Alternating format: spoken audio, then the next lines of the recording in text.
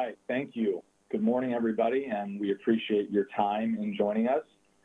We are thrilled to have Heather from Walmart accompanying this webinar today. Heather and I have done a lot of these together over the last couple of years, and we try to put a little different spin on it every time. So we're very excited to present to you guys some of our thoughts around how virtual reality is not only transforming learning, but really HR as a whole. So as it relates to the agenda for today, so we're just going to do brief introductions.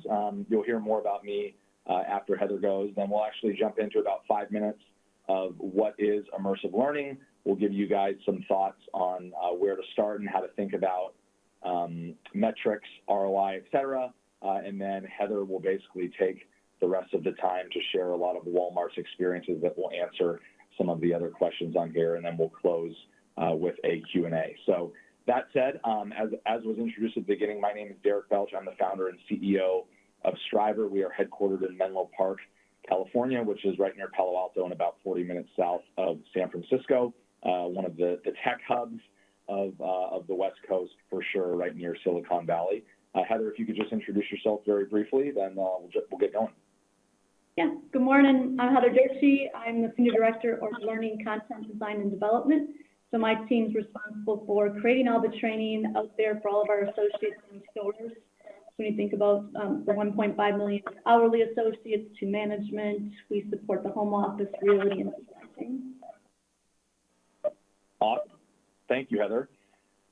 So just to give you guys a little bit of background on Strivr and why we have credibility in this space to talk to you today. We were founded in 2015, and on a personal note, I grew up in San Diego. I went to Stanford University as an undergrad, played football there. For those of you who are college football fans, I was there from 03 to 07, back when we were really bad. It's obviously a much better time to be a Cardinal over the last 10 years. Went to business school at USC after working in consulting for a couple of years, and then I went back to Stanford to coach for the football team in the 2013 and 2014 seasons. And while I was there, I was also enrolled in another master's program because it was a graduate assistant job with the team, and I had to do a thesis. And my thesis was to come up with a way to train football players using virtual reality. It was such a successful academic project that the head coach of Stanford, David Shaw, literally sat me down around 5 years ago today, kind of mid to late December of 2014, and basically kicked me out of the office and said, you have built something really, really good. This is going to transform how players prepare and probably how people prepare for their jobs one day. You're probably 2 years ahead of anybody else, and if I were you, I would get the heck out of here and go start a company. He even offered to give us some money to get off the ground. So after doing a little bit of soul searching, talking to my wife, my parents, et cetera, I decided to take the plunge and start a company. And on January 3rd, 2015, Strivr was born. I think we have the 7th here, but the official articles of incorporation were filed on the 3rd in January of 2015. And for the first 18 months or so, we were mainly working with NFL and college football teams, a few other sports here and there, using VR to give players mental reps when their body is off the field, but their brain thinks that they are on the field. We will reference that again and again here as we move forward with Walmart and more broadly. And then in the summer of 2016, about 18 months in, I met Heather and members of her team for the first time when I got a pretty fortuitous phone call from Brock McKeel at Walmart. He was a big sports fan and said, hey, I've seen what you guys are doing in the sports space. I'd love for you to come down to Bentonville and show us what we could do for employee training. And that puts Strivr on a much different path. Today, our company is 150 people. Objectively, not arrogantly, we are the biggest, fastest, strongest company in this space, to use a sports metaphor. We work with over 30 customers in the Fortune 500. And as you'll hear from Heather here in a minute, the Walmart relationship has progressed significantly to where we are in every one of Walmart's 4,500 stores. So that's just a brief background on Strivr. We've had almost 1.5 million sessions in VR over the last few years, so we do have a lot of credibility as it relates to helping educate you guys on how to be thinking about VR, in your own organization as we move forward.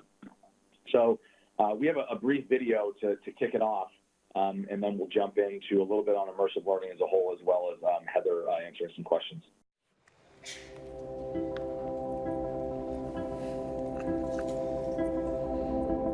One of my goals, as you well know, was to make that the best best store in Arkansas. We tried to take care of our customers as best we could.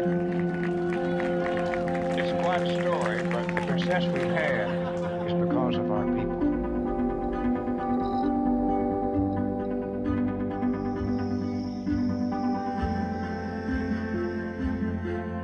It's your VR headset. You're just gonna place that on. Let's hold your remote there. Welcome to Walmart training. For customers.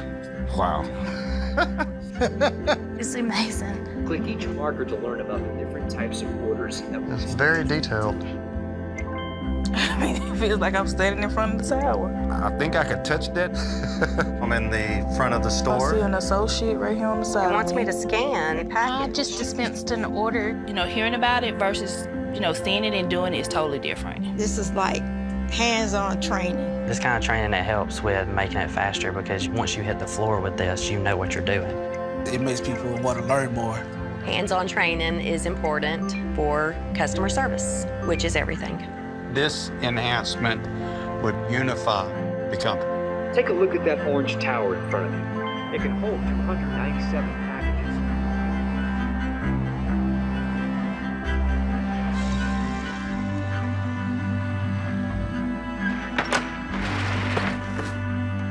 And now let the police say.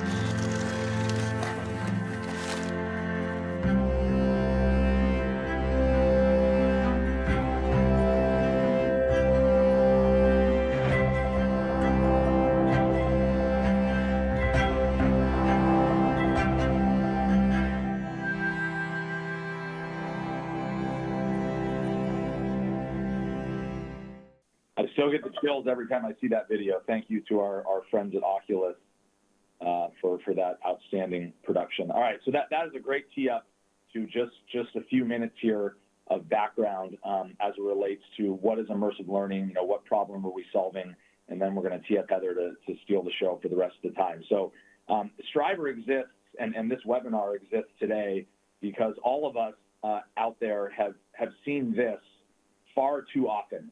I think we can all relate to the image, which is how fast can I click through this video, this PowerPoint, this check in the box training initiative that, let's be honest, is going to lack engagement, likely going to lack retention, and ultimately be more of a rubber stamp than an actual tool to prepare someone to do their job, from the first minute they step on the floor, as you just saw in the video.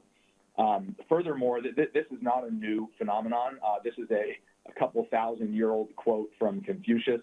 I hear and I forget, I see and I remember, I do and I understand. So learning by doing, whether it's in a professional environment, an academic environment, a personal environment, from how we parent to how much the first time you had a little too much alcohol at a party in college, right? We learn by doing, and we're constantly learning as we go through life. So why should training and employee development be any different? There's also a more macro issue going on here, which is how are virtual reality and augmented reality going to affect the enterprise, specifically in your world, in the HR world. This is much more than just a training issue. So what we've done here is we've tried to break down employee development into really three very simple buckets: hiring people, training people, and doing the work. And here at Strivr, from a thought leadership perspective, we feel that virtual reality is going to really significantly impact bucket 1 and bucket 2, with augmented reality impacting bucket 3. And here's why. This is actually about a 50-year-old phenomenon. Flight simulators have been around for a long time, and they are the simplest and crudest form of virtual reality. And I think we all know how these work. When a pilot steps into a flight simulator, whether that's to train, to fly the plane, or to be assessed on whether or not he or she knows how to fly the plane, they are literally doing exactly what they will do in the real world when it's time to fly. So going in a flight simulator not only allows for a learn by doing experience, but if we really zoom out from a broader HR lens as it relates to assessing employees and the hiring process, assessing employees before they go do the job, assessing employees for promotions and reassignments, upskilling with a new millennial workforce coming behind the baby boomers, right? There's a lot here as it relates to what pilots have been doing in flight simulators, for decades. And today, with where VR is, from a hardware perspective, we are able to afford a flight simulator-like experience to really any associate, from a Walmart cashier up to a Fortune 500 CEO. And Heather's going to talk a lot about that in a minute. So what is immersive learning? This is a term that you probably started to see a lot. If you actually type immersive learning into Google, you're going to get a lot of hits, and that's something that we've been working on very, very diligently at Strivr over the last year.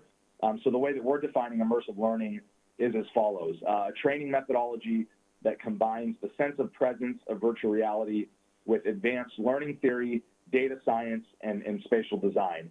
And really, for the purpose of today's conversation, we are going to focus on virtual reality. I'm happy to answer any questions about augmented reality at the end, but we're going to focus on VR, given that's the bulk of what they're doing at Walmart and Heather's world, and also really what the immersive part of immersive learning is.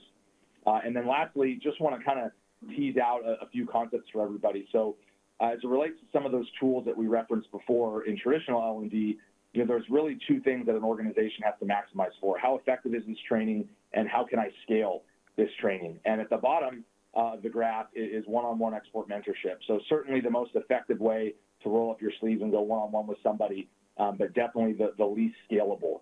Then as we move up into the left, we have OJT, where maybe you have 30 people watching someone do a job, so less impactful, but certainly more scalable. And then as we keep going, we've got classes, which are certainly less effective, the Confucius quote of information in one ear, out the other, but definitely more scalable, because maybe I can have 30, 40, 50, 100 people in a class. And then lastly, the most scalable, but definitely the least effective, your manuals, your videos, your PowerPoints, your e-learning tools that have been around for quite some time. You probably saw this coming. Immersive learning is a solution that we feel can live up and to the right. And Heather will talk a lot about what Walmart has done to enable adoption at scale, and how they have thought about scaling this along with it being a more effective solution really than anything on this graph. From an ROI perspective and measuring the impact of immersive learning, again, Heather will give us some specifics, but just so you guys know how we think about it, we actually used to have this slide as a pyramid, and now we've shifted it to a circle, because the reality is that all of these things build on each other, and they're repeating again and again. So to start, we look at engagement and knowledge retention. Are we learning more? Are we more engaged? What is the subjective and objective feedback? How do associates perform on exams during and coming out of training? Then we look at business operational efficiency, cost reduction, et cetera. How are my people performing in the real world as a result of this? And therefore, what ROI do we see as it relates to more productivity, doing similar training in a shorter amount of time, et cetera? And then lastly is what we call the cultural ROI, right? This is really transforming how the organization approaches training, learning and development, HR, people development. The future of work is a really, really hot topic right now, and we feel that VR is something that fits right in to that discussion. And then lastly, before we shift over to Heather, here are some actual numbers of things that we are seeing with our customers, whether it's Walmart, having an improvement in test scores down on the lower left, whether it's Verizon, almost 100% of their associates feeling prepared for a dangerous situation like a store robbery, whether it's Fidelity actually seeing a 10% bump in customer service scores after, just a couple quarters. We are seeing real measurable results with VR, and these are our customers' data that they are willing to share with you. These are not Strivr fudged numbers by any means. These are right out of the mouth of the customer with what they're seeing. So hopefully that gives you guys a nice little primer here as we tee up Heather. And with that, I wanted to start by asking Heather, with that video being a really, really nice tee up. Again, thank you to our friends at Oculus and Walmart for making that possible. Wanted to start, Heather, why do this at all? Why do VR when you guys have so many other things on your plate? You've got over 1 million associates to train. You easily could have waited for the technology to mature. Why do this at all starting 3 years ago, or even before where we are today? Yeah, so to be transparent, the why back 3 years ago was just a challenge from our leaders to say, how do you continue to be innovative? How do you tend to be creative, especially in that learning space? So it was really, how do we make it an engaging experience for our associates? You had a slide up earlier about the percentages that an individual, they'll retain 20% of what they hear, although I'll probably disagree when I talk about my husband, right? But also 30% of it you'll retain by something you see, but 90% of it is through experience. And when you talk about VR, it's one thing that we do a lot of in-store training, but wearing those headsets with the VR, it really does take an individual, they actually think that they're actually experiencing that. So for us, we saw the engagement with our associates as well as the impact of our customer service. Awesome. So another thing I wanted to touch on, which probably tees up a question or two that people ask, talk to us about the path that Walmart and the journey that Walmart has been on. I mean, we started 3 years ago together in one academy, then we went to 30 academies, then all of them, and now we're in every store. So just talk to us about how you guys have thought about that progression and what has enabled the success there. Yeah, we had to start small. We had to make sure that, obviously, before we went to scale, what does it actually look like and what's the result? So we started with our 200 academies. Well, even before that, to be honest with you, was just some of our super academies, which we had 6 of them out there across the United States. And it's specific to those coming in new to role for their jobs. So we built some modules of VR actually into our curriculum. What we saw is that people actually wanted to learn, right? They wanted to use these VR. And if you're from L&D, you know the difference between a push and pull learning experience. From there, it was all about building that momentum. That's where, to your point on the slide here, we went to all 200 of our academy locations and put it into the curriculum in multiple audience levels that come through our classes. Today, we use it, we saw the successes there, as you mentioned, with the assessment scores and retention. We utilize it now for any new process that we roll out. The adoption for change management is huge as far as using it for that benefit as well, too. So as far as that end-to-end solution, it really is from, yes, new to role coming into our academy classes. It's a build off of curriculum that we do. We use it to help with change management when it comes to new processes, like I said. And then what the slide that you have up here right now was fantastic, right? Working with your team, it's hitting all of these buckets, from what's the use case that we even want to use the VR for, how does your team work with ours in helping with the content. I don't know if you want to speak to the slide instead, but this truly right here describes well that end-to-end scale. Awesome. No, you're doing great. It's better, actually better coming out of your mouth than mine. So perfect. So I want to drill in for a minute on particularly step 6 here, because you guys are a massive organization, and you mentioned the word change management as it relates to how you're using the technology today to help assist with change management. But I also like for you to talk about what you guys did from a change management perspective to ensure that this wasn't a new toy that sat on the shelf and collected dust. Just talk to us about that, along the way. Yeah, thinking about the future, I mean, people expect digital and virtual training, right? When you think about speed and time, that's so important going forward. We in L&D, again, we talk about having learning where it's associated with where the learner wants it. So I think there's a conference I was at not too long ago, and there's a futurist talking about by the year 2030, the average person is going to change or reboot their career 8 to 10 times. So just thinking about that, going back to the speed, for us, it wasn't just a shiny toy, right? This is part of our actual learning strategy when we think about how we can keep equipping our associates to learn new skills for the job. So yeah, shiny, it could be. We get a lot of requests from different business partners that say, hey, we want to utilize VR, but it really is taking a look at what's the best use cases that we want to use it for, what's going to make it stick, what's it going to, as far as engage the experience for our associates. And then I guess more than anything too, that partnership like you talked about there too, right? That your team has their expertise, and combined with ours and with the business, it's a great relationship there.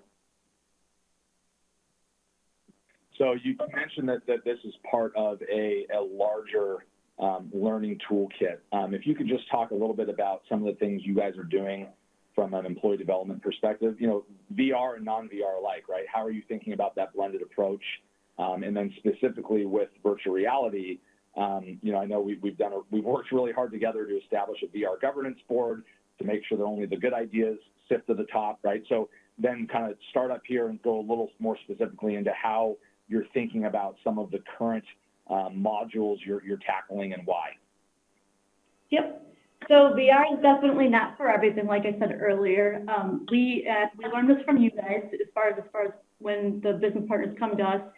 The acronym that is out there is RIDE. So when you think about modules that you want to create, it should be situations that are rare, impossible to possibly recreate, maybe dangerous, or expensive. So for us, just some examples there. Rare is like Black Friday. How do you give the associates experience of the day after Thanksgiving and those sales and the volume of customers that are in your building?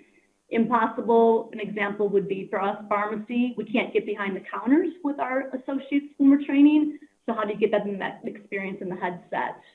Dangerous could be the weather or workplace violence situations. And then expensive for us is where we don't have to send people out to do the training or have our learners actually travel to get the training. So for us, that whole journey is everything from, we recently started doing job previews. So how do we give candidates the experience of what these jobs are, or for that matter, internal employees, right? Other jobs that they're possibly interested in. So how do we create that job preview?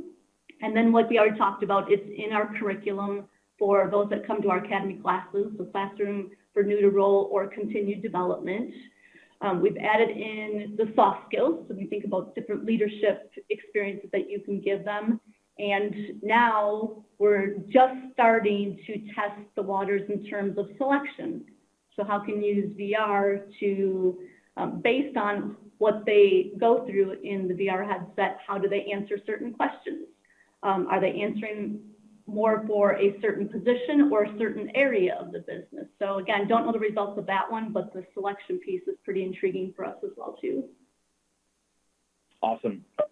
You mentioned a very specific term there that is very top of mind for a lot of folks in the HR world, soft skills. I think we typically associate soft skills training with knowledge workers, executives, leadership development, et cetera. With a frontline worker like that comprises the majority of your 1 million+ associates around the world, how are you guys thinking about soft skills? What have been some of the early results as it relates to customer service and some of the other management training that I know we've done together? Yep. So we have modules on empathy training. So getting our frontline associates, especially the cashiers and front-end associates, what's the experience like of our customers? If they're having a bad day, what could have happened that you're not considering, and how do you react and respond to that? Or for that matter, other associates that they interact with. So huge, a couple different versions there on empathy.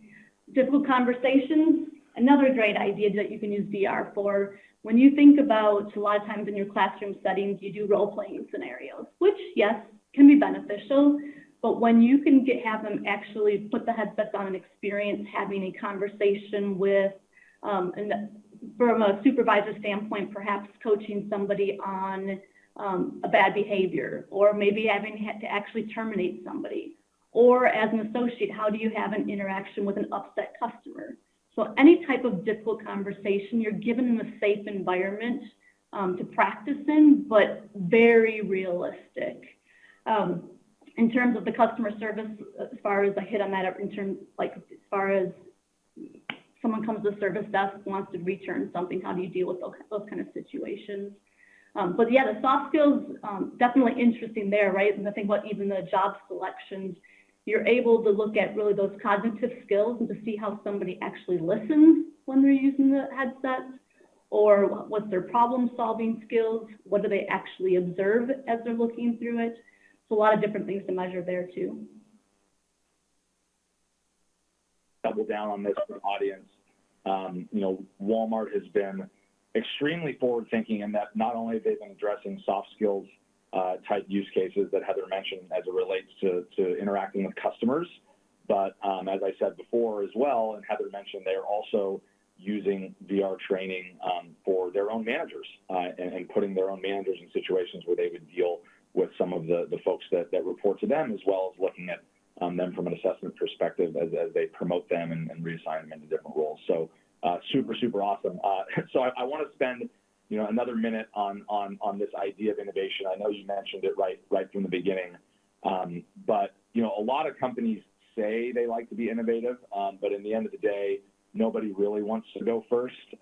So would love for you to just, not only with Strivr and virtual reality specifically, but really broadly, how does Walmart continue to sustain this level of innovation in a lot of things that you guys do? What other innovative things are you looking at on the people development side? And again, why this one is one of the dozens of things you could have chosen?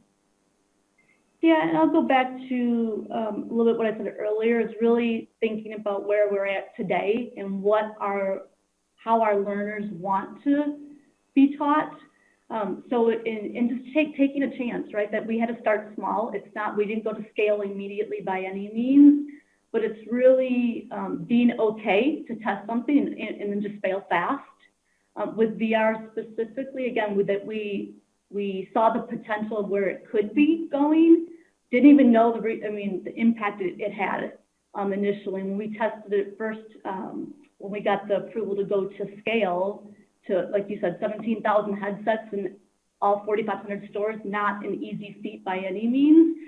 But what we were able to do is, for example, our pickup towers. Everyone knows about delivery. And as we rolled those out to stores, we were actually sending individuals into the stores for a week at a time to train our associates. And working with you, we created 5 different modules that gave them the learnings that these individuals were actually face-to-face teaching them. And we took that training that could have taken 8 hours to do and put it into these 5 modules. And when they came back afterwards to observe, are they actually applying what they witnessed in the headsets? And absolutely they did. They were actually able to just go ahead and demonstrate what they're supposed to do. That was our kickoff right there and our win to say, hey, this is something pretty fantastic when you think about change and how you can roll a new process out to our scale, our size, at a quick speed. Awesome. Man, perfect segue. You and I must have ESP. So I think you're touching on the second to last big topic that I wanted to address, and that is ROI. So you've mentioned some of the exam scores, the learning and retention. Now with the pickup tower, hey, they're just as proficient as how they used to be in a longer training. So now we can redeploy those trainers into other more high impact areas. What else are you seeing from an ROI perspective? How are you guys thinking about ROI? And then more broadly, you and I have been on the speaking circuit quite a bit over the last 2 years, and we always get a question that says, well, I'm not Walmart. I'm not going to see that ROI at scale. So how can you help the audience think about ROI in their own organization as well as with what you guys have done? Yeah, to answer the first part, as far as different ways that we've seen successes from assessment scores to customer service scores. When you talk about business results, a number of different aspects there as well too, but then just the time and expenses, that's the savings there.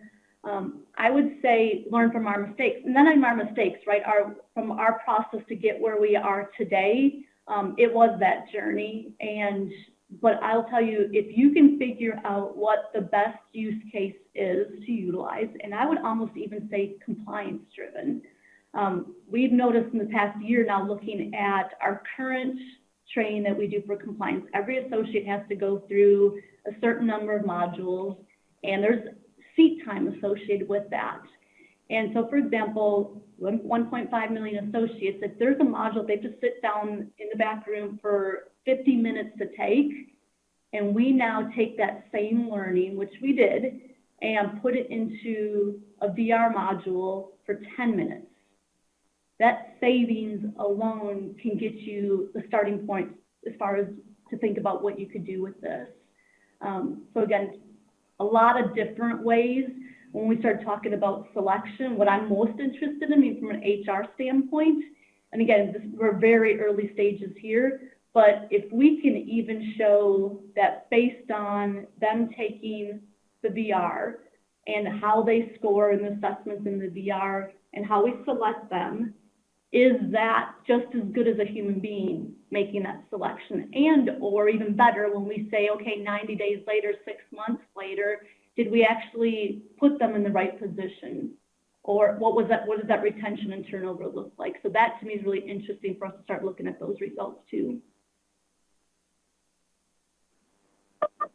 Awesome. And I just want to take a minute to really re-emphasize some of this for the audience, because we do get this question a lot, and we're seeing that it is one of the most important things for organizations to learn about immersive training as it relates to selling it internally. So, you know, one of the terms that I like to use to really flesh out what Heather just talked about is neutral to positive.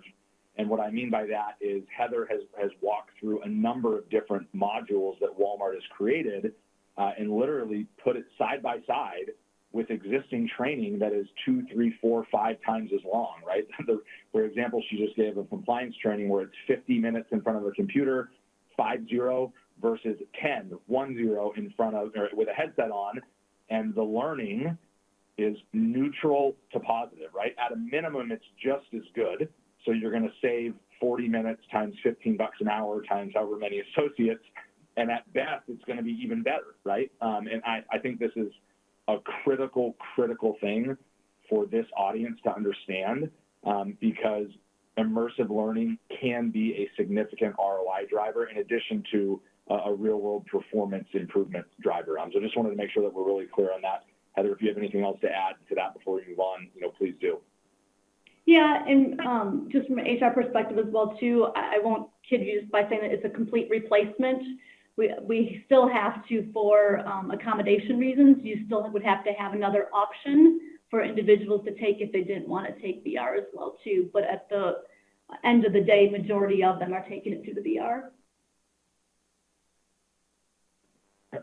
Yeah, that's a great point. And we're actually internally here at Strivr, just for everyone's knowledge, we're looking at how we can be ADA compliant, subtitles and other things, as well as how we partner with our customers to have alternative solutions in the event that they can't use virtual reality. So I'm glad you brought that up. Thank you.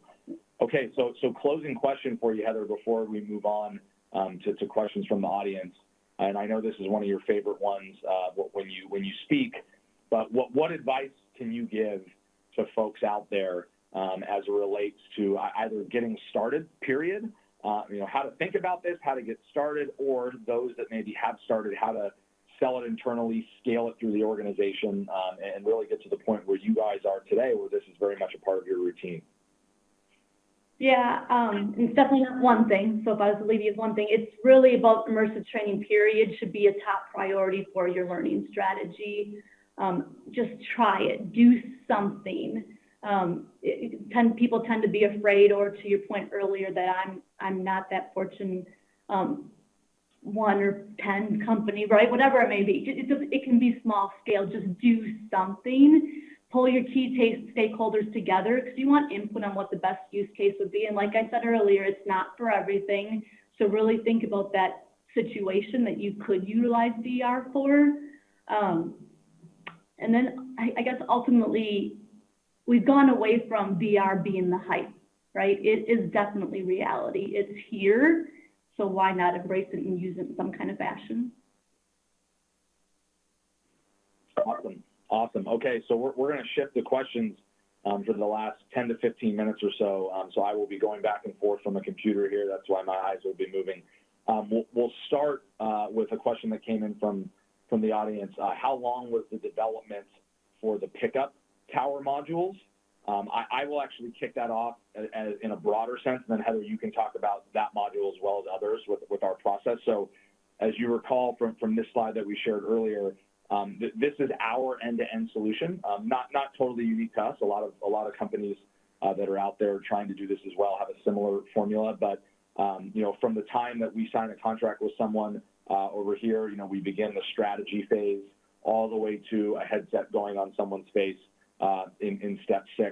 So in a first-time engagement, from right here, step 1 to step 6, you're looking at about 3 to 4 months.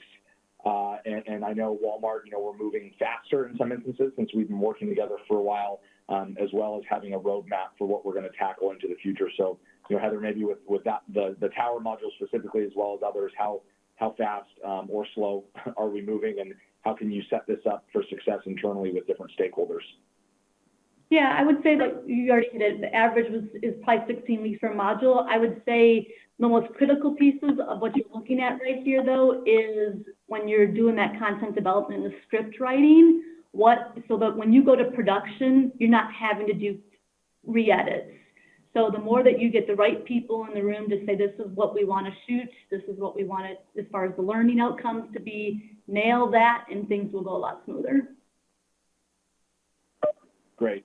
Yeah, and just for context for everybody out there, we've done all of our benchmarking as well, and 3 to 4 months is pretty standard even for e-learning modules. So we're very much on par with that. And like Heather said, if you are on your game and there aren't a ton of delays and edits to scripts, this can be 8 weeks. It can move very, very quickly. So, okay, the next question, we have an awesome hard-hitting question right out of the gate here for you, Heather, which is how is your compliance training been legally defensible, since it is immersive based, a very new method that hasn't been out for a while, versus traditional e-learning that's a little more accepted as it relates to things that you guys track? Let us know how you guys have approached that. So not shy about the fact that we have to work with our legal teams for everything. And so compliance obviously is no different, including our compliance teams. So we are obviously the conduit to creating the modules itself, but working with the business partners within compliance and the legal teams. That's probably the longer one to have to create because there is so much back and forth. But it's possible. We were able to do it. And we still have the other option for them to be taking as well too. But as long as you're hitting the learning outcomes that you need to from a compliance standpoint, we've been fine. Now I take that also the caveat of if you have certain state specific, let's just say sexual harassment right now. There's certain states out there that you need to have 2 to 3 hours. Well, 3 hours is not going to help that, right? Because you need to have some sort of training to hit that time frame. So that's not the solve for this. Yeah, and I think for the person that asked that question as well, there is a groundswell happening, like Heather said, that this is not hype anymore, this is real, and we're only seeing the tide continue to rise. So eventually, I do think this will be a lot easier with legal departments and other associations like, the FAA and Environmental Health and Safety, OSHA, et cetera, right, where this is going to become more readily accepted, if not the standard for how we do need to train folks. So I think that's a really, really good question. And, that was very valuable, Heather, as it relates to how you guys are working internally. So thank you. Okay, next question. We actually had a couple of these, so I'll kind of piece it together here. Heather, you talked about from the very beginning with the first module and the first academy up to, selling it internally to go to every store with the pickup tower. With Walmart specifically, and then for helping folks think about this, what was the biggest challenge in selling that first program, that first test internally? How did you guys approach that, and what advice can you give for folks that maybe aren't Walmart-sized budgets? Yeah, so that one was probably a little bit easier and I'll let you speak to hardware and costs as far as that goes. We just started, like I said, with the 6 stores and just particular classes. We start with our fresh areas, for example. You've seen some of the medias about the produce wet wall. So there's a couple of just unique situations that we wanted to start with in terms of that we could also have an ROI with it. So yeah, in terms of the headsets, $150, right? Or if you use the Rifts, obviously a little more expensive there, but you don't have to go big. And then the cost of actually creating the VR, working with different partners like Strivr and themselves. The initial part was a little bit easier. The leap was how are we ever going to get it to scale and go beyond just our academies, to be honest with you.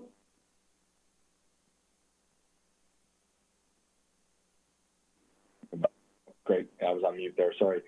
Okay, it's kind of dovetailing off of that too, Heather. As you guys were deploying this to the stores, how did you think about the right number of headsets to put in each store? And how do you continue to think about that today from a throughput perspective with all the other areas that you're putting virtual reality? Yeah, and I don't even know if we have the number right, but we have 4 in our super center, 2 in our smaller stores right now. So it's just looking at the average number of associates that we had in the buildings and the different trainings that they currently take, but more importantly, when we thought about the future strategy, in terms of the workload coming and all the changes that we're doing with processes that we're going to impact the store to help with change management, that was one of the determinations as well too. And to be honest, going back to even one of the other questions, for us being at with our size, there's advantages to not being our size, right? When you think about just having individuals plug in headsets, the adoption rate or how to even utilize it, we got some obstacles ourselves that we're trying to overcome, no doubt. Yeah, I think that's a great point. Thank you. And just for everyone's knowledge, those 4 headsets per store at the supercenter level, I think, Heather, our latest tally, we've done like, what, 1.3 million sessions across all of the stores so far. So it's really been awesome to see how you guys have embraced this from a change management perspective. So kudos to you. Yeah, and I think that's something key there too, Derek, that you really haven't mentioned. Well, we kind of hit it a little bit. It's about working with your team. It's not just about creating the content, right, or providing us the hardware or software. You really do need to have a good adoption plan as well, or individuals that give you those kind of numbers and reports. Because you obviously, if you're going to invest in something like this, are people utilizing it? Are the right people utilizing it? What are they taking it on? So just having that, again, complete package is pretty fantastic. Great. Okay, we have another one here. These are coming in fast, so you must be doing good on the answers. Keep it up. How is this impacted? Or I'm not answering them. Or you're not answering them at all, and they keep beating on us. So how has this impacted turnover so far? Have you guys seen anything on the turnover side as it relates to the impact that VR is having? So I wish I could give you a definite answer. Do we see improvement with our turnover? Absolutely, especially with our frontline, what we call A and B associates. There's been improvements there. But anybody that's knows about training, it's really hard to pinpoint that the training is the only factor of making that happen as well too. So yes, turnover, we've seen improvement to answer the question. I think we're also looking at that selection piece that we talked about to see what that's going to help us with when it comes to turnover, just hiring the right individual for the right jobs. So again, interested to see what that's going to come, and then just looking at other business metrics as well. Yeah, and I love that answer. Just to add to that, for the audience, this is just one tool in the tool belt. It is with Walmart and other customers of ours and other folks that we don't work with. We have seen that the blended learning approach is very, very real, and that's when you can have the greatest impact. So I would strongly encourage you guys when you're meeting with vendors, partners, internally, if someone walks in the room and says they're going to lower your churn 8% solely from VR, just run the other way, because that's not realistic, right? I mean, even in our sports days, we never walked in the room and told a head coach, you're going to the Super Bowl if you use virtual reality, or you're never going to throw an interception again, right? There are a number of things that contribute to some of those really meaty, specific metrics like turnover. But I think Heather's point's a really good one, that we have seen some improvements, and when you kind of consider the overall blended approach, there's some really awesome stuff happening. So I'm glad you mentioned that. Okay, moving to the next one. The question is, once content is developed, are edits completed by Strivr, or has your internal team learned to do these edits? And what is the time commitment on their end? I will start here, Heather, and actually tee you up because we're in the process of turning this over to you guys. So just for everyone's knowledge, there are a number of tools out there, software tools that do allow folks to create virtual reality content, edit it, et cetera. One of the challenges is right now, relative to where the industry is a lot of those tools exist in a vacuum, and it's really hard to port over those things to a specific headset, and certainly at scale in a timely manner without it breaking, especially from a data collection perspective. So, the immediate answer to the question is our method at Strivr is we will do it for you, we will do it with you, and then you will do it yourself. And over the last 2 years, we've really handled, soup to nuts, from initial creation even to edits. We've handled that for the customer. With folks that we are further along with, like Heather and her team, we are now putting our tools into their hands to do those basic edits all the way up to making modules, soup to nuts on their own in the early to mid part of 2020. So Heather, would love for you to talk about, kind of what you're looking forward to there, as well as how you've been thinking about retooling and rebuilding your team to be able to do a lot of this yourself with a next generation technology. Yeah, so from a L&D team perspective for content, you typically have your content designers and your creative designers, but we're obviously seeing that there's the space now for immersive designers. So we are bringing individuals in with that skill set, and then working with Strivr, like Derek said, in terms of upskilling on all of their software and how to make sure that we have the quality product that they've been delivering to us, so that we can take that on ourselves. I think the edits are fantastic as well too, just because of the pace of change, especially in our environment. It's how can we just do them quickly? Not to say that you're not, because I didn't say that. It's just a matter of, we have butts and seats here that could probably just do it.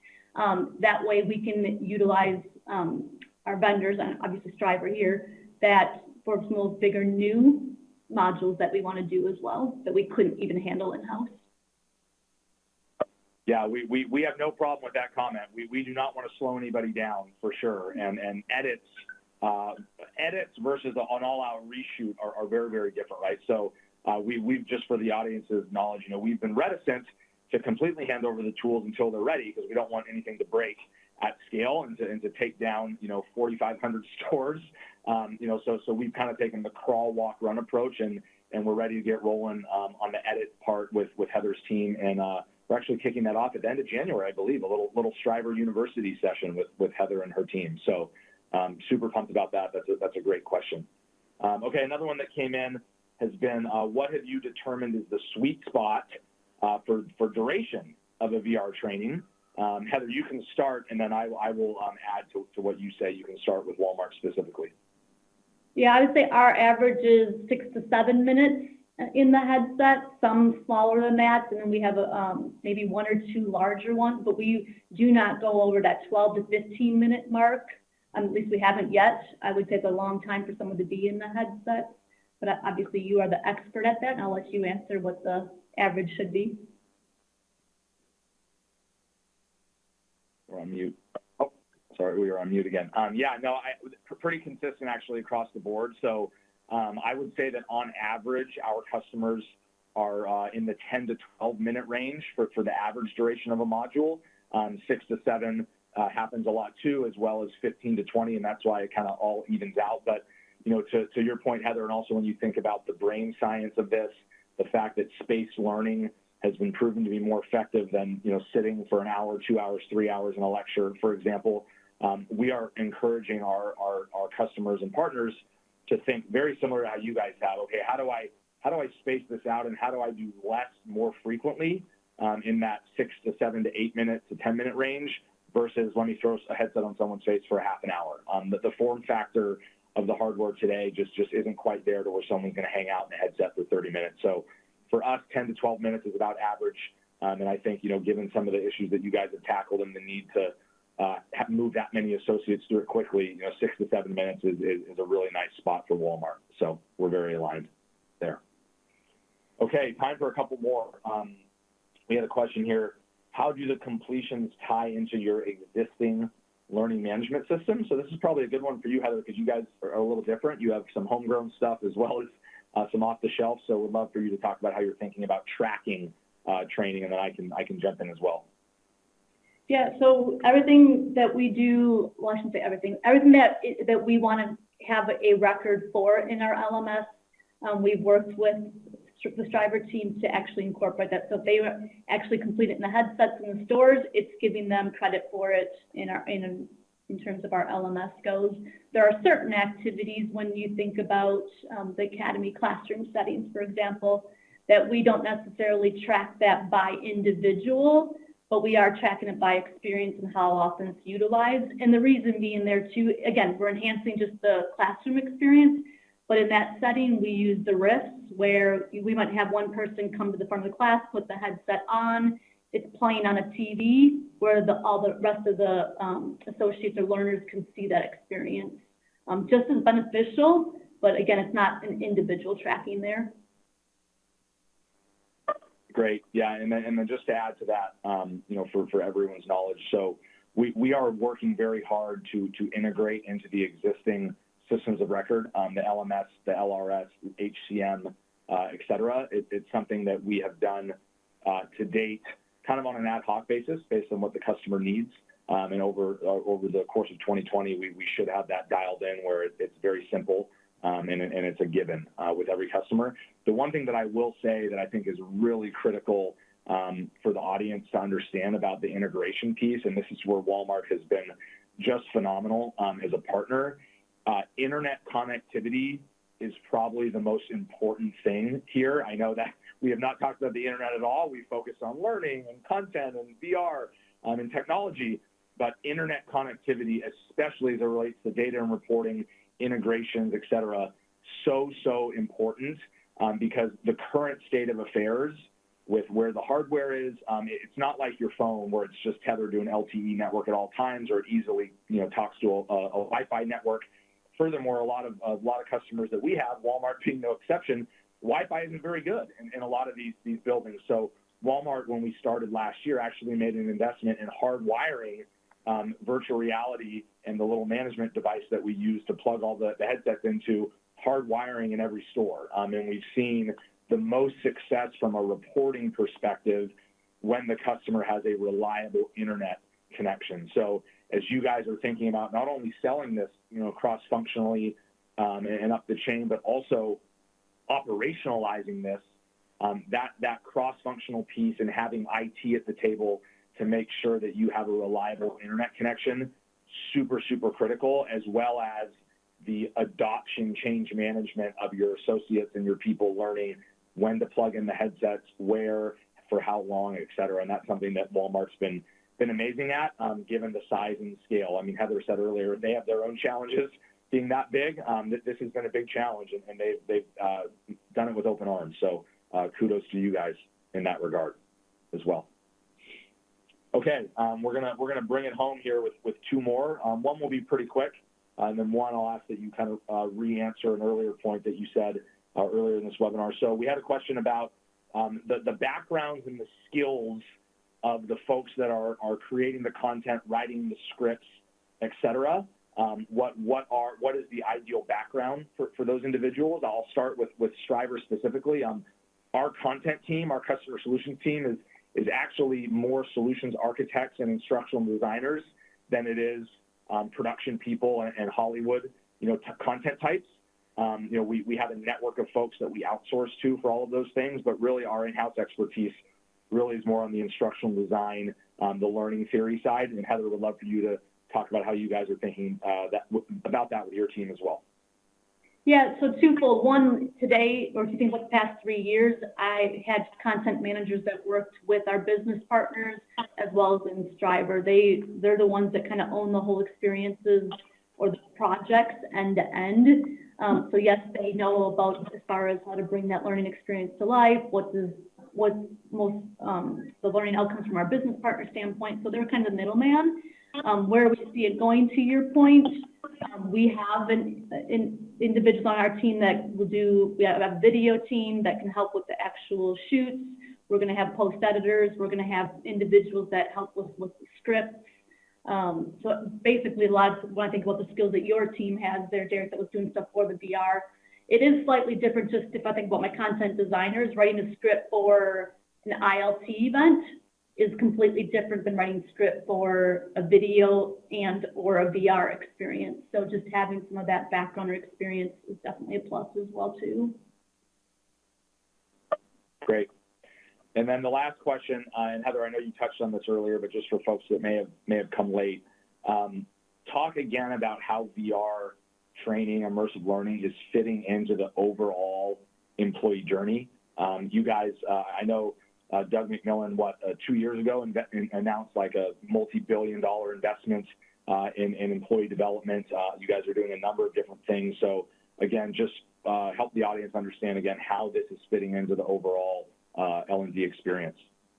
Yeah, larger picture, it's how do we continue to upskill our associates for the job that they're doing today, but even more importantly, what's the job for tomorrow, and or jobs that we don't even know exist, right? So how do we give them those soft skills necessary, as well as functional skills for, again, either their current job that they're just now entering, and or what they could be doing in the future to prepare them.